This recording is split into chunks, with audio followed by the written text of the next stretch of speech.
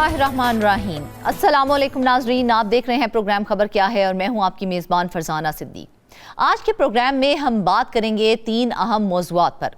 तो नाजरीन, प्रोग्राम के पहले हिस्से में बात होगी कराची की जहांगीर रोड स्कैंडल पर, जिस पर करोड़ों रुपए खर्च होने के बावजूद सड़क बार बार तबाह हो रही है। क्या नाकिस मटेरियल इस्तेमाल हुआ है या सीवरेज सिस्टम की खराबी असल वजह है? ठेकेदार को क्लीन चिट क्यों दे दी गई है और एहतसाब आखिर कब होगा? अवाम के टैक्स का हिसाब कौन देगा? इस पर तफसील से बात करने के लिए हमें ज्वाइन करेंगे नुमाइंदा कराची फरीद आलम।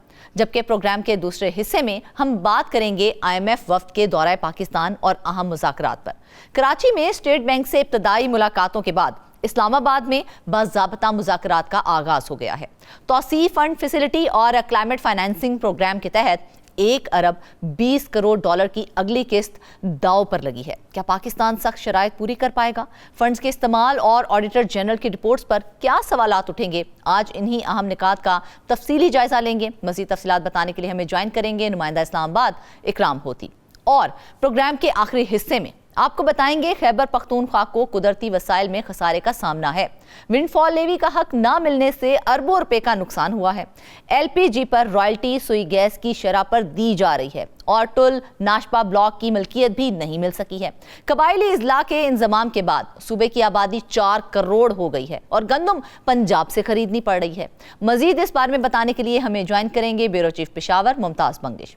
तो नाजरीन, चलते हैं आज की पहली खबर की जानिब। आपको बताएं कि कराची के शहरियों के टैक्स के करोड़ों रुपए से तामीर होने वाली जहांगीर रोड आखिर बार बार क्यों तबाह हो रही है? क्या ये सिर्फ सीवरेज का मसला है या फिर नाकिस मटेरियल और कमजोर मॉनिटरिंग की कहानी है?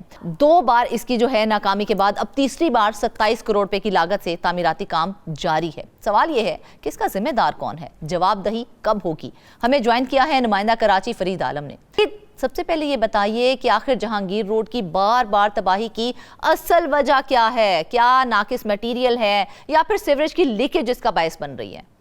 जी बिल्कुल, जहांगीर रोड की बार बार तबाही की बड़ी वजह नाकिस मटेरियल का इस्तेमाल है। अगर नाकिस मटेरियल नहीं इस्तेमाल किया जाता, जो अब पहली मरतबा जहांगीर रोड बनी थी तो वो तकरीबन 20-25 साल चली, लेकिन 20-25 साल के बाद जब जहांगीर रोड टूटना शुरू हुई और उसकी रिपेयर और मेंटेनेंस का काम नहीं किया गया तो जहांगीर रोड मुकम्मल तौर पर तबाह हो गई थी। इसकी तबाही के अंदर सीवरेज सिस्टम ने भी बड़ा अमल दखल रहा है। सीवरेज सिस्टम की निकासी की वजह से जो लीकेजेस थे उसने रोड को ख़राब किया, लेकिन जब रोड बनाना शुरू की गई तो उस बात को मद्देनज़र रखना चाहिए था कि इसमें सीवरेज सिस्टम के रसाव की वजह से सड़क बार बार ख़राब हो रही है। लेकिन जो अथॉरिटीज़ इसको बना रही थी, देखिए कराची में जो तरक्याती काम किए जाते हैं वो KMC के ज़ेर इंतज़ाम किए जाते हैं, लेकिन सिंध हुकूमत ने एक अनोखा काम किया कि KMC के प्रोजेक्ट कराने के बजाय मुख्तलिफ इदारों को प्रोजेक्ट बांट दिए और उन प्रोजेक्ट के जो अफसरान थे, जो इंजीनियर थे, उन्होंने अपने अपने ठेकेदारों से काम कराया। यही वजह हुई जब जहांगीर रोड का काम सिंध हुकूमत ने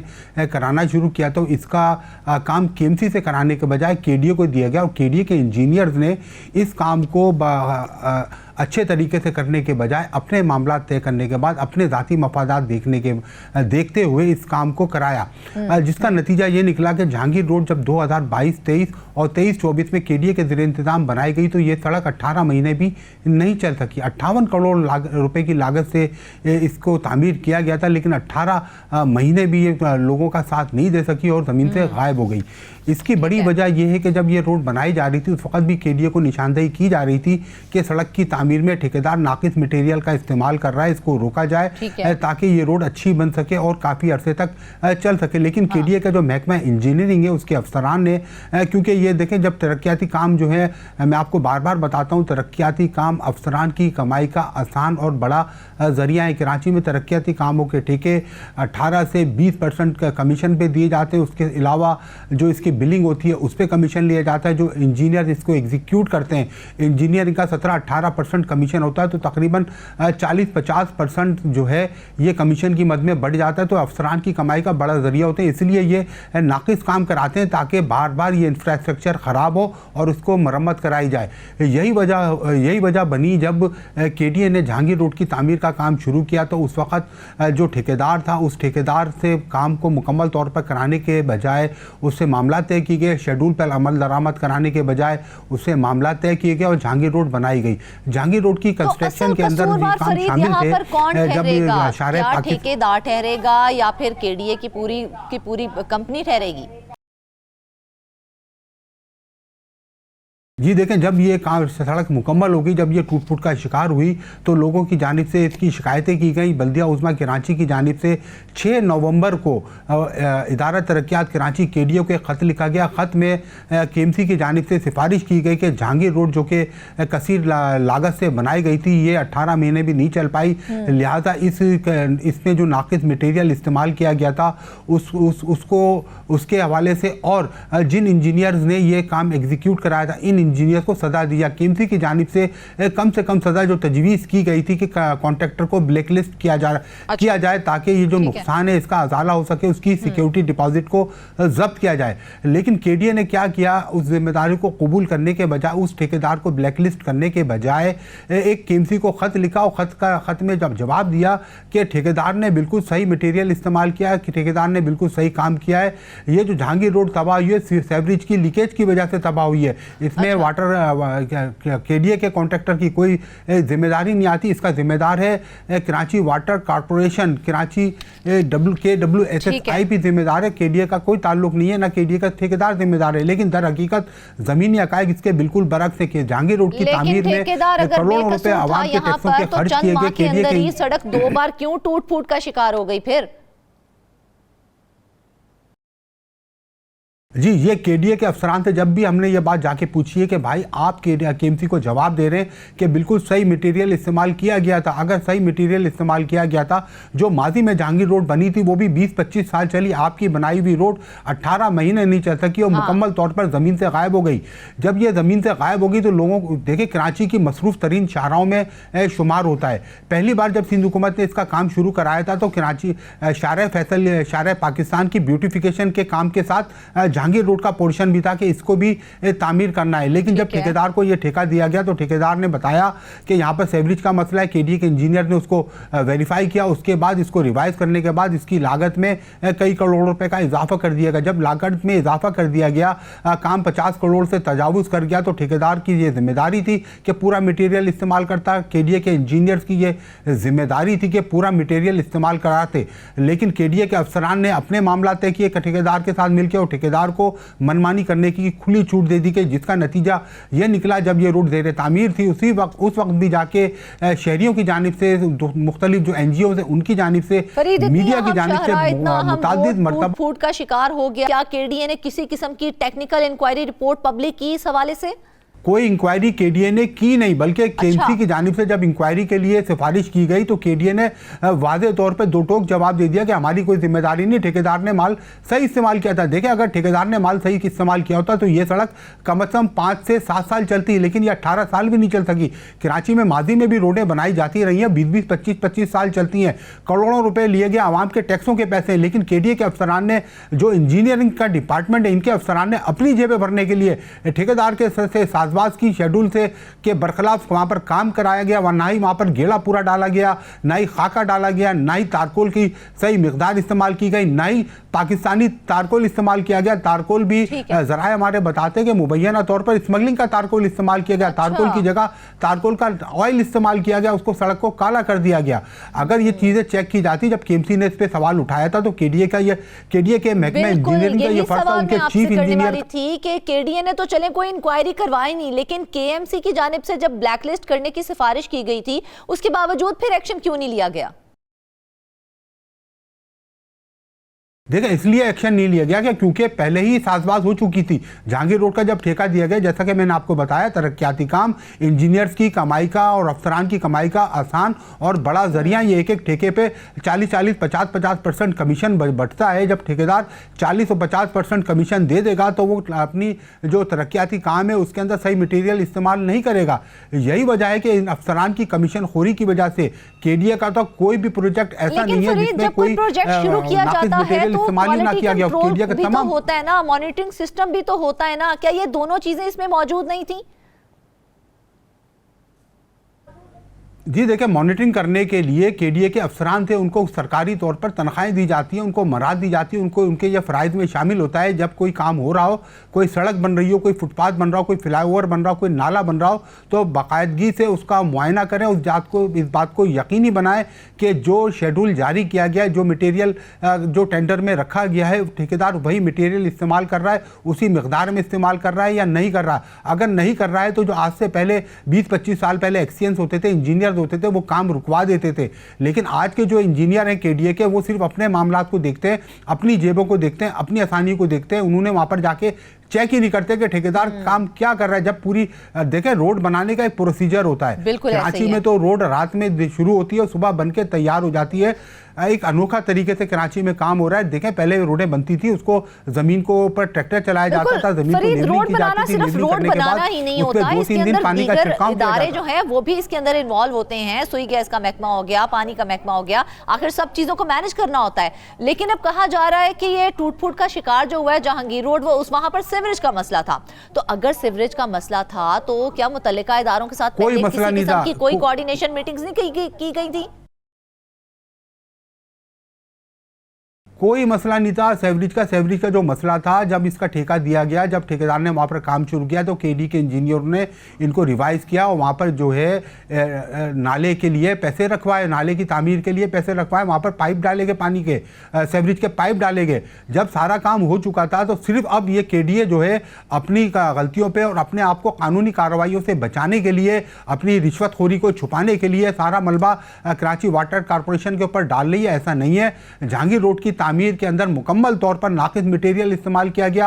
18 महीना सबूत है इस बात का कि करोड़ों रुपए की लागत से रोड बनाई गई और 18 महीने नहीं चल सकी मजबूरन। जब केडीए ने इस पर कोई एक्शन नहीं लिया तो मेयर कराची ने शहरियों की तकलीफ को मद्देनजर रखते हुए केएमसी के जरिए अब दोबारा 27 करोड़ रुपए से जहांगीर रोड की तामीर का काम शुरू करवाया है। तो मेयर कराची की जिम्मेदारी नहीं थी, जिम्मेदार केडीए के अफसरान, केडीए का चीफ इंजीनियर है। 58 करोड़ रुपए खर्च होने के बावजूद रोड क्यों पायदार नहीं बन सका है? देखें, 58 करोड़ रुपए के अलावा अगर 1 अरब रुपए भी खर्च किए जाते हैं, इन इंजीनियर्स को लगाम नहीं दिया जाएगा, इन इंजीनियर्स के खिलाफ कार्रवाई नहीं होगी तो ऐसे ही पैसे डूबते रहेंगे। ये इंजीनियर्स सिर्फ अपना फ़ायदा देख रहे होते हैं, ठेकेदार का फ़ायदा देख रहे होते हैं। ये जिम्मेदार है केडीए, पूरे नुकसान का जिम्मेदार केडीए का महकमा इंजीनियरिंग है और वो ठेकेदार है। इस ठेकेदार को कम अज़ कम ब्लैक लिस्ट होना चाहिए था। इसलिए जो सिक्योरिटी डिपॉजिट दिया था उसको जब्त किया जाना बहुत ज़रूरी था, क्योंकि एक वारंटी होती है कि भाई तुमने करोड़ों रुपए लेके ये रोड बनाई है, रोड चल क्यों नहीं रही है। तो केडीए के इंजीनियर्स को इस पे कार्रवाई करना चाहिए थी, एक्शन लेना चाहिए था। अब जबकि केडीए के अफसरान ने क्लीन चिट दे दी है ठेकेदार को सिर्फ खुद को बचाने के लिए, क्योंकि अगर ये ठेकेदार को ब्लैकलिस्ट करते तो ठेकेदार इनके भी करतूत खोलता, इनका भी कच्चा चट्टा खोल के सामने ले आता। तो इसलिए ठेकेदार को बचाया इन्होंने सिर्फ अपने आप को कानूनी कार्रवाई से बचाने के लिए। नहीं करना पड़ा है। किसी भी ठेकेदार को, किसी भी अफसर की अकाउंटेबिलिटी नहीं हुई है। किसी अफसर के खिलाफ सिंध हुकूमत ने कोई किसी किस्म की सरकारी या तादीबी कार्रवाई नहीं की है। इन सब अफसरान के खिलाफ सख्त से सख्त कार्रवाई होना चाहिए। ये तो पैसे जहांगीर रोड की तामीर में केडीए ने डुबोए हैं, ये पैसे रिकवर होना चाहिए, वो पैसे सरकारी खजाने में वापस आना चाहिए, ताकि जब केएमसी जो रोड बना रही है तो उसकी अदायगी हुकूमत को कर सके। लेकिन केडीए अफसरान अपनी जिम्मेदारी पूरी नहीं कर रहे। केडीए के इंजीनियरिंग डिपार्टमेंट अपने फ़राइज़ अदा नहीं कर रहा है। सिर्फ केडीए के जो महकमा इंजीनियरिंग है वो सिर्फ और सिर्फ काम कर रहा है ठेकेदारों को फायदा पहुंचाने के लिए। केडीए की कोई भी स्कीम ऐसी नहीं है जिसके बावजूद फरीद तीसरी बार 27 करोड़ पे खर्च करने जा रहे हैं ये लोग। तो क्या ये जो 27 करोड़ पे अब देने जा रहे हैं, क्या पहले से उसकी मुकम्मल प्लानिंग और रिस्क असेसमेंट की गई है?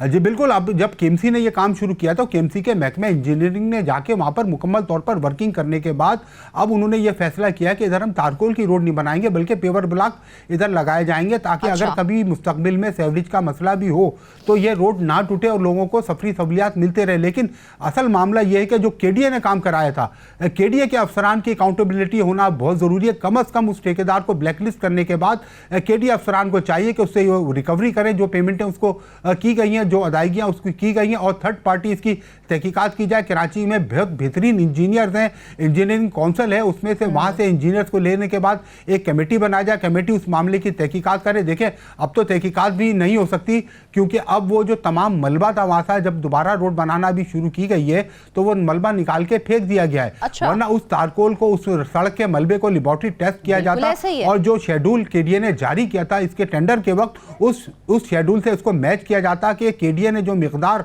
दी थी आइटम्स की, वो आइटम्स इसके अंदर पूरी मिकदार में मौजूद हैं या नहीं है। देखें जब ये रोड बनाई जा रही थी उसी वक्त ये सामने आ चुका था कि ये रोड सही नहीं बन रही है। उसकी बार बार जाके मुसलसल जाके केडीए के महकमे इंजीनियरिंग से शिकायतें की गई हैं कि भाई इसको जाके आप देखें, ये रोड सही नहीं बन रही है, उसको सही बनवाएं, ये नहीं चलेगी, आपके पैसे डूब जाएंगे। लेकिन केडीए के अफसरान ने इस पर कान नहीं धरे, मुसलसल ठेकेदार को सपोर्ट करते रहे, जिसका नतीजा ये निकला कि कौम के टैक्सों के पैसे जो एक मकरूज मुल्क की अवाम है, जो जिसके ऊपर वर्ल्ड बैंक का कर्जे पे कर्जा चढ़ता चला जा रहा है तरक्याती कामों को लेकर। देखा वर्ल्ड बैंक पूरा कराची में काम कर रहा है, कराची के तरक्याती काम, गली मोहल्ले की जो सेवरेज की लाइनें भी वर्ल्ड बैंक से कर्जा लेके बनाई जा रही हैं। ऐसे मकरूज मुल्क के अंदर इस तरह के जो हादसात होते हैं, इस तरह की जो करप्शन होती है, वो बहुत नुकसान पहुंचाती है। हुकूमत सिंध महकमा बल्दियात की सवाल तो यहाँ पर ही खड़ा हो जाता है कि अब ये तीसरी बार है, अगर इस बार भी नाकामी का सामना करना पड़ा तो जो शहरियों के टैक्स का नुकसान है वो कौन वापस करेगा, उसको कौन पूरा करेगा? जी बिल्कुल, कराची में यही हो रहा है। एक एक सड़क 6-6 मरतबा बन रही है। कोई सड़क ऐसी नहीं है जो 6 महीने 7 साल से ज़्यादा चल सके और एक एक रोड जो है 1-1 अरब रुपए में बनाई जा रही है। अब इसके लिए अकाउंटेबिलिटी होना बहुत ज़रूरी है। एक इंक्वायरी कमीशन बना के इसकी तहकीकात करना ज़रूरी है कि केडीए ने इस 2-3 साल के दौरान जितने भी तरक्याती काम कराए हैं, जो पाया तकमील तक पहुँचे हैं, उनकी कंडीशन क्या है, क्या वो काम इस वक्त ज़मीन पर मौजूद हैं या ख़त्म हो चुके हैं। आप केडीए की 2-3 सड़कें ऐसी हैदरी पे केडीए ने काम किया था, केडीए की सड़क वहां नहीं चल सकी, टाउन ने वहां पर सड़क उसके ऊपर बना दी। उस वक्त भी मैंने जाके टाउन चेयरमैन को बोला आप ये सबूत मिटा रहे हैं, आप इस पे रोड नहीं बनवाएं जब तक इस रोड की तहकीकात नहीं होती कि ये रोड क्यों टूट फूट का शिकार हो रही है। अभी ये रोड बनी है, बने हुए इसको 6 महीने नहीं गुजरे, ये रोड जगह जगह से गायब हो गई है। तो आप इस पे रोड नहीं बनाए, रोड बनाने से पहले इसकी तहकीकात कराएं कि इसमें जो मटेरियल इस्तेमाल किया गया था वो सही है या गलत है। क्योंकि ये देखें केडीए के जाती पैसे नहीं है किसी अफसर है तो क्या उसके ऊपर किसी किस्म का कोई चेक नहीं रखा जाता? देखिए जो बड़े मंसूबे बनाए जाते हैं उस पर कंसल्टेंट हायर किए जाते हैं, लेकिन यहाँ तो कंसल्टेंट को जो हायर किया जा रहा है उसके अंदर भी कमीशन है। जो कंसल्टेंट हायर करने के लिए जो इनके टेंडर जारी किया जाता है कंसल्टेंट के लिए, तो उससे भी कमीशन लिया जाता है। कंसल्टेंट भी कमीशन दे के वो ठेका हासिल करता है किसी प्रोजेक्ट की कंसल्टेंसी का। जब वो कंसल्टेंसी का ठेका ही कमीशन दे के हासिल करता है तो उसने जाके फिर वो ठेकेदार से वसूली करनी होती है। वो ठेकेदार के काम पे आंख बंद कर लेता है। हालांकि कंसल्टेंट की जिम्मेदारी होती है कि जब कोई ठेकेदार काम कर रहा हो तो उसको मैनेज करे और उसको मुकम्मल तौर पर उसके शेड्यूल पर अमल दरामद कराए। इसी बात के लिए कंसल्टेंट को मुख्तलिफ इदारे करोड़ों रुपए फीस की मद में अदा करते हैं, लेकिन उस फीस में से भी उन इदारों के अफसरान का कमीशन होता है। तो अब कमीशन इस हद तक बढ़ चुका है के अंदर। एक छोटा सा सवाल है मेरा, अब चूंकि तीसरी बार इस रोड की तामीर होने जा रही है फरीद, तो क्या कोई टाइमलाइन दी गई है कि भाई या कोई टेन्योर दिया गया है कि इस टाइम पीरियड के अंदर अब आपने इसको ठीक करना है? हाँ जी बिल्कुल, ये तो मेयर कराची ने क्योंकि बहुत वादे तौर पर अहकाम दिए थे, 3 महीने का टाइम दिया। रोड तकरीबन रमज़ान के बाद में तकरीबन मुकम्मल हो जाएगी और इस बार रोड जो है पेवर ब्लॉक से बनाई जा रही है, तारकोल से नहीं बनाई जा रही। तो उम्मीद ये की जा रही है कि ये रोड काफ़ी अरसे तक लोगों का साथ दे देगी। लेकिन पेवर ब्लॉक भी हल नहीं है। मरकजी सड़कों पर पेवर ब्लॉक लगाने से गाड़ियों का नुकसान होता है, गाड़ियों के सस्पेंशन ख़राब होते हैं, तो पेवर ब्लॉक कोई हल नहीं है। लेकिन चले मजबूरन कर रहे हैं। लेकिन जो असल जिम्मेदार हैं, जब तक महकमा बल्दियात उनके खिलाफ कार्रवाई नहीं करेगा, अगर ये पैसे हुकूमत सिंध रिकवर कर लेती, उन अफसरान के खिलाफ कार्रवाई करती, तो ये रोड उसी पैसे से दोबारा तामीर हो सकती थी। अब आप इस बात को ध्यान में रखें कि एक रोड पर 3 मरतबा कौम के पैसे खर्च हो रहे हैं, एक ही रोड पर 3 मरतबा, और वो रोड बन के नहीं दे रही है। तो ये रोड जब बन के नहीं दे रही है तो कंसल्टेंट इंजीनियर्स का क्या फायदा है, वो ठेका कैसे देते हैं? ऐसे ही है नाज़रीन, देखा जाए तो जहांगीर है वो सिर्फ एक सड़क नहीं है बल्कि कराची के शहरियों के एतमाद का इम्तिहान है। सवाल सादा है, क्या इस बार वाकई ही मुस्तकिल हल होगा या फिर ये मंसूबा भी फाइलों और बयानात तक ही महदूद होकर रह जाएगा? शहरी इंतजार में है, मगर अब उन्हें सिर्फ दावे नहीं बल्कि नताइज चाहिए। वापस आएंगे एक ब्रेक के बाद। वेलकम बैक नाज़रीन, आपको बताएं कि पाकिस्तान एक बार फिर IMF के साथ अहम और फैसला कुन मुज़ाकरात की तरफ बढ़ रहा है। कराची में स्टेट बैंक से इब्तदाई डायलॉग और फिर इस्लामाबाद में बाकायदा निगोसिएशन सेशंस। मकसद तो मुआशी इस्तेहकाम बताया जा रहा है, मगर सवाल यह है कि क्या ये प्रोग्राम वाकई ही रिलीफ देगा या कर्जों का चक्कर मजीद गहरा ही होता चला जाएगा। एक तरफ $7 अरब का तौसी फंड फिजिबिलिटी प्रोग्राम है, तो दूसरी जानिब $1 अरब 40 करोड़ की क्लाइमेट फाइनेंस और कौम इंतजार में है वाज़े नताइज के हवाले से। हमारे साथ मौजूद हैं नुमाइंदा इस्लामाबाद इकराम होती। मज़ीद तफसीलात उनसे जानते हैं। इकराम, सबसे पहले तो ये बताइए, क्या ये जो मुज़ाकरात होने जा रहे हैं वाकई ही मईशत को स्टेबलाइज करेंगे या फिर सिर्फ एक नई इंस्टॉलमेंट रिलीज तक ही महदूद रहेंगे? जी, दरहकीकत जो ये मिशन आता है IMF का, तो IMF के हकाम जो है स्टेट बैंक से और वजारत ख़जाना से सबसे पहले बात करते हैं। स्टेट बैंक वालों से तो मुज़ाकरात शुरू हो चुके हैं, लेकिन जो IMF का जायज़ा मिशन जो वजारत ख़जाना से बात करेगा उसमें दो बातें होंगी। ठीक है। एक बात ये होगी कि हम आपने जो पहले से कर्ज़ा ले रखा है वो कर्ज़ा आपने हमसे भी लिया है, आपने कर्ज़ा जो है वर्ल्ड बैंक से भी लिया है, AAIB से भी लिया है, आपने जो है मुख्तलिफ ममालिक से भी लिया है, अदारों से भी लिया है। तो वो जो कर्ज़ा आपने लिया हुआ है उसे वापस करने की पोजीशन में आप हैं कि नहीं हैं, पहले तो ये मालूम करता है। बिल्कुल। और उसमें ये देखता है कि कब जो कर्ज़ों की किस्तें हैं वो ड्यू हैं कि उनको वापस किया जाए, और उसके काबिल अभी ये मुल्क है कि नहीं जो कि कर्ज़ा ले रहा है। जो आइंदा के लिए कर्ज़ा है उसके लिए अलहदा से बात होगी। जो माजी का कर्ज़ा है उसमें देखा जाएगा कि जो पाकिस्तान बार बार कर्ज़ा रोल ओवर करा रहा है मुख्तलिफ लोगों से, तो क्या वो कर्ज़ा रोल ओवर करने की पोजीशन में हैं भी कि नहीं, एक। दूसरा, अगर रोल ओवर करा दिया जाए तो जिस डेट तक रोल ओवर कराया जाए तो उस डेट पर पाकिस्तान वो पेमेंट कर सकेगा कि नहीं। मसलन अब EU से आपने $2 अरब के कर्जे की वो करानी है, तो मामलात इस हद तक पहुंच गए हैं कि IMF के वफद ने हुकूमत को कह दिया है कि भाईजान आप EU से जो कह रहे हैं कि मौखर कराया जाएगा कर्जा, तो आप हमें उसका सबूत दें। एक सबूत स्टेट बैंक दे कि वो वहाँ पे कोई उनके पास ऐसे पैसे पहुँच चुके हैं जो मौखर के अंदाज में होगा। दूसरा ये कि स्टेट बैंक की क्लियरेंस के साथ ही ये जो है सफारत खाना जो UAE का है, वहाँ का सफ़ीर जो है वो यकीन दहानी कराए हमें। ये मामला पहले कभी नहीं हुआ। इस मामले के सामने आने की बुनियादी वजह ये है कि जो हुकूमत ने कर्ज़े ले रखे हैं उन पे जो पेशरफ्त हुई है, यानी कि उन कर्ज़ों को किस तरह इस्तेमाल किया, ये देख रहे हैं IMF वाले। दूसरा ये देख रहे हैं कि जो माजी में कर्ज़े लिए उनको इस्तेमाल कैसे किया। फिर एक और ये कि कर्ज़ा बरवक्त वापस करने की सलाहियत काबिल भरोसा आपकी है कि नहीं है। फिर ये है कि कर्ज़ा लेने वाला मुल्क IMF जायज़ा मिशन को सबूत पेश कर सकता है कि नहीं कि उसने कर्ज़ों का सही इस्तेमाल किया। इसके अलावा आइंदा के लिए जिस कर्ज़े की डिमांड पेश की गई है वो किन किन अदारों और ममालिक से पाकिस्तान लेगा, और उसके दो हिस्से हैं। एक तो है कर्ज़ा लेना ताकि कहीं किसी प्रोजेक्ट पे लगाया जाए, दूसरा ये है कि कर्ज़ा लेना ताकि किसी को कर्ज़ा वापस किया जाए। ये दोनों पोजीशंस देखेगा IMF। फिर ये है कि क्या कर्ज़ा लेने वाले ममालिक डिफ़ॉल्ट के दहाने पर तो नहीं पहुंच गए जिन जिन ममालिक के साथ IMF वो कर रहा है। और पाकिस्तान में भी वो यही देखना आया है कि क्या पाकिस्तान कर्ज़ा वापस ना करने की सूरत में डिफ़ॉल्ट की तरफ तो नहीं चला जाएगा। फिर ये है कि मासूलाती पेशरफ्त जो है और मुल्क की मार्केट जो है वो इतनी तौसी कर गई हैं कि अब कर्ज़ा वापस करने में आसानी हो सकती है। अच्छा। एक्सपोर्ट में इजाफा भी जो है वो इसकी एक बुनियाद बनता है, और तरक्याती अखराजात जो हुकूमत ने किए हैं उसकी तफसील भी मांगेंगे कि कहीं ये तो नहीं कि आपने अखराजात जो हैं, ये जो एक्सटेंडेड फंड फैसिलिटी है और क्लाइमेट फाइनेंसिंग के ये जो बैक वक्त रिव्यूज़ के हवाले से कहा जा रहा है, तो क्या हुकूमत के लिए ये इजाफी प्रेशर नहीं बन जाएगा इस हवाले से, रिव्यू करने के हवाले से? हाँ, इस प्रेशर को नापने के लिए वो सूबों से भी बात कर रहे हैं जो IMF वाले हैं। वो ये उनसे पूछ रहे हैं कि भाईजान आपके बजट की क्या सूरत हाल है, क्या आप वफाक को अपने बजट से सरप्लस देकर वफाक को सहारा दे सकते हैं कि नहीं।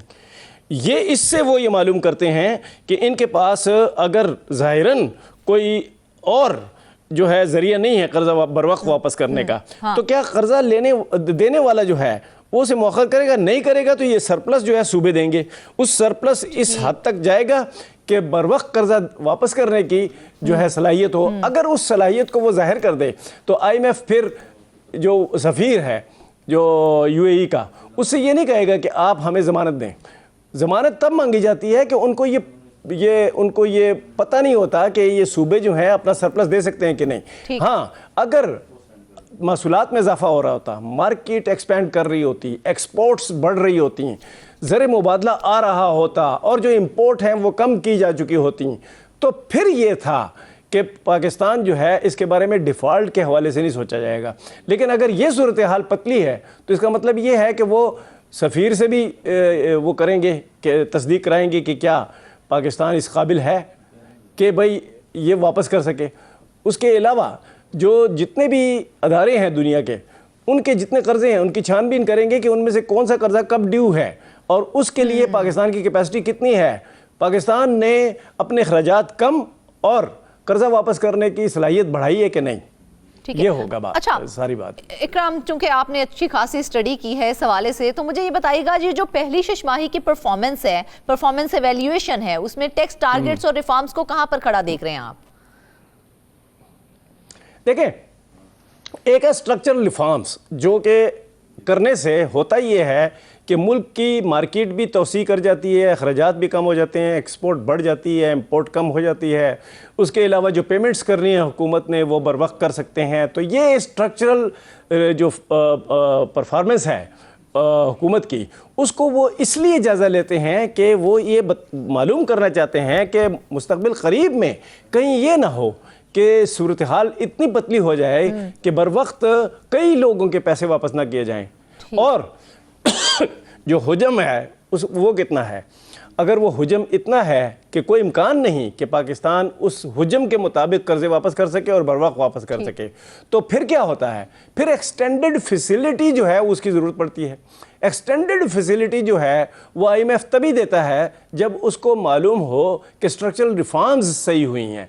स्ट्रक्चरल रिफॉर्म्स अगर सही हुई हों और दूसरा ये कि उन रिफॉर्म का नतीजा जो है वो बर वक्त सामने आ जाए, तो बर वक्त फिर कर्जे वापस करने की सलाहियत भी आ सकती है, वरना नहीं। लेकिन इस वक्त जो वो लोग आए हैं, जिन जिन चीज़ों के बारे में पूछ रहे हैं IMF वाले, कर्जा वो तो बहुत ही हसास वापस हो जाएगा, लेकिन वो जो 3 अरब 30 करोड़ डॉलर पहले मिल चुके हैं, क्या उनकी कंप्लीट स्पेंडिंग ब्रेकडाउन की गई है?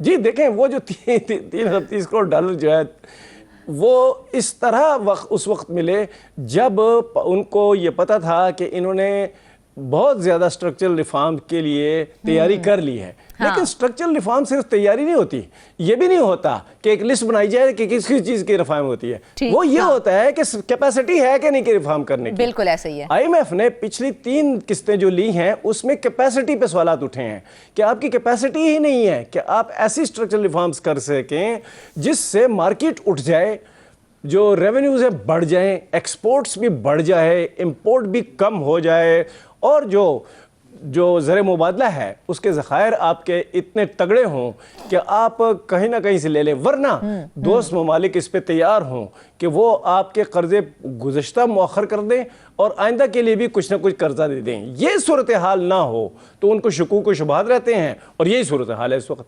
अच्छा इकराम साहब, जिस तरह से IMF से एक्सपेक्ट किया जाता है कि वो ग्रीन सिग्नल दे देगी जब उनसे किसी चीज़ की डिमांड की जाती है या गो थ्रू दे देगी, तो क्या उसके बाद बदले में IMF जो है वो उसकी हर चीज़ का एविडेंस भी मांगता है? तो क्या हुकूमत IMF को हर खर्च का मुकम्मल डॉक्यूमेंटेड एविडेंस दे भी पाएगी या नहीं दे पाएगी? जी, उसके लिए 3 अदारे हैं। एक तो कमेटीज़ हैं मुख्तलिफ, जो ख़जाना की, तिजारत की और कई कमेटियां हैं जिनके पास मालूमात आती हैं कि जो IMF की शराइत हैं उस पर पूरा उतरने के लिए कोई इक़दाम किए जा रहे हैं। दूसरा ये है कि ऑडिटर जनरल ऑफ पाकिस्तान है, वो ऑडिट करता है, वो ये बताता है कि इन्होंने कितने पैसे मख्तस किए, कितने रिलीज़ किए प्रोजेक्ट्स के लिए और वो प्रोजेक्ट की सूरत हाल क्या है ये बताना होगा, क्योंकि वो सैकड़ों मिलियन डॉलर हर हफ्ते 10-15 दिन महीने में जारी होते हैं उससे पैसे। वो जो पैसे जारी होते हैं वो देखते हैं कि ये कंट्रोल के तहत जारी हो रहे हैं, क्या ये किसी कायदे के मुताबिक जारी हो रहे हैं, क्या जिस कंपनी को ठेका दिया गया है वो तो नहीं खराब सूरत हाल पैदा कर देगा। हाँ। और पाकिस्तान ने जो बैरूनी अदायगियाँ करनी है क्या वो आड़े तो नहीं आ जाएंगी मंसूबों की आगे बढ़ने में, और क्या बर वक्त जो ट्रांजैक्शन है ज़र मुबादला की हो या रुपए में हो वो ट्रांजैक्शंस भी हो रही हैं कि नहीं। तो ये जो सारी सूरत हाल है इसको वो देखते हैं। वापस आएंगे ब्रेक के बाद। वेलकम बैक नाजरीन। आपको बताएं कि कुदरती वसाइल से मालामाल सूबा खैबर पख्तूनख्वा आज माली खसारे की शिकायत करा है। खाम तेल पर विंडफॉल लेवी ना मिलने से अरबों का नुकसान, एलपीजी रॉयल्टी पर तनाज़ा और 18वीं तरमीम के बावजूद वसाइल की मलकियत का मसला। सवाल यह है कि क्या आईनी हक मिल रहा है या सूबा अब भी अपने ही वसाइल पर मुकम्मल इख्तियार से महरूम है। हमारे पेशावर के ब्यूरो चीफ मुमताज ने इस स्टोरी पर काम किया है, उनसे मजीद तफसीलात जानते हैं। मुमताज, ये बताइए कि केपी हुकूमत के साथ विंडफॉल लेवी देने का एक मुआहिदा हुआ था, उस पर अमल दरामद का मसला क्यों पेश आ रहा है? शुक्रिया फरजाना। दरअसल ये जो लेवी है, विंडफॉल लेवी है, ये आलमी मंडी में, मैं थोड़ा सा इसका बैकग्राउंड बता दूं कि ये आलमी मंडी में जब खाम तेल की कीमत एक ख़ास सतह को क्रॉस कर लेती है तो विंडफॉल लेवी लागू किया जाता है। 2012 में एक पॉलिसी बनी थी जिसके मुताबिक खाम तेल पर जो विंडफॉल लेवी थी वो विफाक और सूबाई हुकूमतों में बराबर तकसीम करने के लिए कहा गया था। खैबर पख्तूनख्वा में एक ब्लॉक है जिसको कहते हैं टल ब्लॉक। इसका जो जॉइंट वेंचर पार्टनर्स हैं इसके, तो इन्होंने ज़्यादा मराद लेने के लिए पेट्रोलियम पॉलिसी 2012 के तहत अप्लाई किया, लेकिन उसके बाद फिर वफाकी हुकूमत ने अचानक विंडफॉल की शिक जो है इस पॉलिसी से हद कर दी। यूँ खैबर पख्तूनख्वा हुकूमत अगरचे इसका एक बड़ा स्टेक होल्डर था, लेकिन उसके बावजूद उसको एतमाद में नहीं लिया गया। तो 2012 से लेकर 2021 तक जो सूबा जो है चूँकि इससे महरूम हो गया, तो इससे के नतीजे में कोई 45 अरब रुपए का माली नुकसान उठाना पड़ा। तो यूँ जो विंडफॉल लेवी का जो मसला है वो अब भी बदस्तूर मौजूद है और खैबर पख्तूनख्वा हुकूमत को इसका सामना करना पड़ रहा है। और ये 45 अरब रुपए का फाइनेंशियल लॉस जो है वो सूबे को क्यों बर्दाश्त करना पड़ा है? दरअसल वजह ये थी कि अगर ये इस पॉलिसी के तहत ये जो विंडफॉल थी, विंडफॉल की जो लेवी थी, अगर ये उस पॉलिसी का हिस्सा होता तो उसका मुनाफा जो है वो खैबर पख्तूनख्वा हुकूमत को मिलना होता। लेकिन चूंकि वो शकी मुकम्मल तौर पर ख़त्म कर दी गई तो इसलिए जो 45 अरब रुपए सूबे के ख़जाने में आने थे वो नहीं आ सके। तो यूँ हम कह सकते हैं कि 45 अरब रुपए का माली नुकसान जो है वो सूबे को इस वजह से उठाना पड़ा। तो इस सिलसिले में वफाकी हुकूमत को भी बार बार सूबाई हुकूमत, खैबर पख्तूनख्वा हुकूमत की जानिब से उनकी तवज्जो दिलाई गई, लेकिन उस पर ताहाल कोई अमल दरामद नहीं हुआ और अब तक ये सिलसिला जो है ये मौजूद है। और बदस्तूर सूबे हों उनके दरमियान रेवेन्यू शेयरिंग का एक फार्मूला तय पाता है, तो उस फार्मूले का क्या हुआ? क्या वो मुकम्मल तौर पर वो भी खत्म हो गया? असल में होता यह है कि ये जो फार्मूला होता है ये बाकायदा तौर पे ख़ास मकासद के लिए होता है। मिसाल के तौर पे यहाँ पे जो कुदरती वसाइल हैं, हम अगर उसकी मिसाल ले लें, कुदरती गैस और फिर जो है ये जो एलपीजी है इसकी मिसाल ले लें, तो इसमें होता यह है कि बाकायदा तौर पे मरकज़ और सूबों के दरमियान एक पॉलिसी के तहत ये हिस्सा दिया जाता है, लेकिन चूंकि इस पॉलिसी पर अमल दरामद नहीं किया जाता तो इसलिए इसका नुकसान ज़्यादातर सूबे को उठाना पड़ रहा है। जिस तरह मैंने कुदरती गैस और एलपीजी की का जिक्र किया तो वहाँ पर भी ये रॉयल्टी का मसला दरपेश है। मिसाल के तौर पे यहाँ पे जो एलपीजी पैदा हो रही है तो उसमें उसकी जो शरह है वो कुदरती गैस की मुनासिबत से रखी गई है, क्योंकि कुदरती गैस जो है वो सस्ती है और एलपीजी की कीमत जो है उसकी निस्बत काफ़ी ज़्यादा है। तो यूँ सालाना अगर इस हिसाब से देखा जाए तो खैबर पख्तूनख्वा हुकूमत को 2 अरब रुपए का नुकसान हो रहा है। पेशावर हाई कोर्ट ने भी इस सिलसिले में एक फैसला किया था जिसमें यह कहा गया था कि जो रॉयल्टी की शरह है वो एलपीजी की कीमत के मुनासिबत से खैबर पख्तूनख्वा हुकूमत को अदा किया जाए, लेकिन ऐसा नहीं हुआ।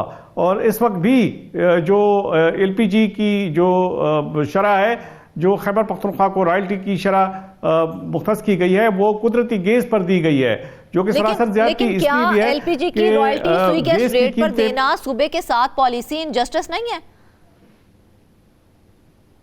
बिल्कुल ये नाइंसाफ़ी है और इस बारे में भी, और यहाँ मैं आपको ये भी बताते चलूँ फरजाना कि खैबर पख्तूनख्वा बहुत बड़ी मकदार में जो ऑयल एंड गैस जो है वो पैदा कर रहा है। कोई 430 MMCDF कुदरती गैस जो है वो सुबह पैदा कर रहा है। इसके अलावा 8 टन LPG जो है वो पैदा कर रहा है। इसके अलावा 40,000 बैरल जो है तेल वो सालाना पैदा कर रहा है। लेकिन मसला ये है कि जो एक्सप्लोरेशन और जो प्रोडक्शन कंपनियां हैं वो LPG की बजाय कुदरती गैस पर वो रेट की जो रॉयल्टी उन्होंने मुकर्रर की थी वो अभी तक वही सिलसिला चला आ रहा है। तो इससे अब तक तकरीबन 2 अरब रुपए का नुकसान हो रहा है और ये मुसलसल ये जो है ये पाइल अप हो रहा है और ये नुकसान सूबे को बर्दाश्त करना पड़ रहा है। तो इस सिलसिले में भी खैबर पख्तूनख्वा हुकूमत ने विफाक को इस बारे में बार बार बताया, लेकिन विफाक के कान पर जूं तक नहीं रहेगी और यूं खैबर पख्तूनख्वा को ये नुकसान उठाना पड़ रहा है।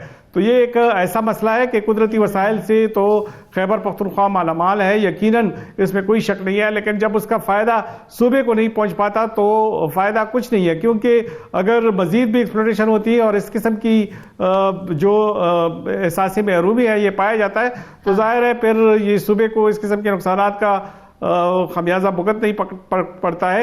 इस वक्त सूरत हाल ये है कि मरकज़ के साथ जो बात की जाती है खालिस मुनाफे की बिजली के खालिस मुनाफे की बात की जाती है, वो मसला भी कोई 92 में ये फैसला हुआ था खालिज मुनाफे का जो काजी फार्मूला तय किया गया था, लेकिन अब तक उसके मुताबिक अदायगी नहीं होती।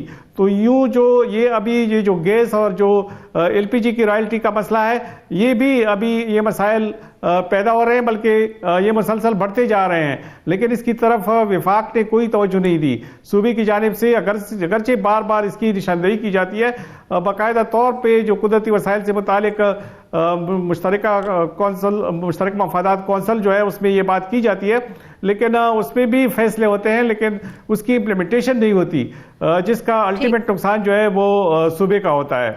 अच्छा मुमताज, एक और चीज है ना, हम ये भी सुनते हैं कि खैबर पख्तूनख्वा को फूड सिक्योरिटी का मसला है और इसके साथ साथ यहाँ पर जो है जो खुराक है उसकी भी किल्लत का सामना करना पड़ रहा है। तो इसके हवाले से इसकी बैकग्राउंड क्या है, क्यों ये मसाइल पेश आ रहे हैं, क्या वजह है इसकी?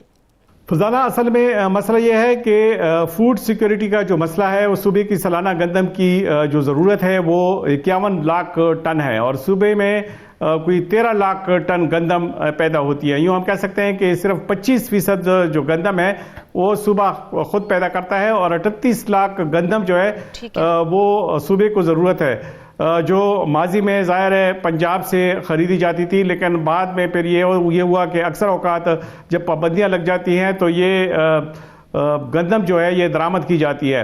बैन सूबाई पाबंदियाँ अब कोई नई बात नहीं रही, अब तो मुसलसल बैन सूबाई पाबंदियाँ लगी रहती हैं, जिसकी वजह से पंजाब से ये गंदम खरीदना मुमकिन नहीं रहा। यूँ जो गंदम की दरामद पे जो अखराजात आते हैं उससे खैबर पख्तूनख्वा हुकूमत को ज़ाहिर है एक बड़ा खसारा हो रहा है। और फरजाना, मैं आपको ये भी बताऊं कि ये खसारा जो है ये सिर्फ इस तरह से नहीं है कि जो दरामदात की मद में जो अदायगी की जाती है वो चूँकि ज़्यादा होती है तो इसलिए उससे खसारा होता है, बल्कि चूँकि दरामदात होते हैं तो इसका असर जो है वो मुल्की मईशत पर भी पड़ता है।